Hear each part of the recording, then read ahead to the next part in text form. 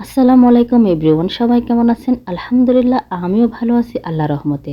তো বন্ধুরা, এখন হচ্ছে শুভ বিকেলবেলা। দুপুরে খাওয়া দাওয়া শেষ করে আমি আর আমার বান্ধবী চলে আসলাম একটু উঠোনে বসতে। দেখেন, আমাদের মাথার উপর আছে খেজুর গাছ, মাথার উপর আছে বরই গাছ, পাশে আছে খেজুর গাছ। তো দুজনে গাছতলায় বসে বসে গল্প করতেছি। এটা হচ্ছে আমার একটা নতুন বান্ধবী, ইন্দোনেশিয়া। খুবই ভালো, খুবই বন্ডিং ভালো। আসলে যে শুধু যে বাংলাদেশের মানুষের রক্ত মানে বন্ডিং ভালো হয় এইটা না, আসলে বিভিন্ন দেশের মানুষের সাথেও কিন্তু ভালো বন্ডিং হয়, খুবই ভালো। আমাকে সব কাজে হেল্প করে। আমি ওকে বলছি হাই বলতো, হাই বলতেছিল, কি অবস্থা?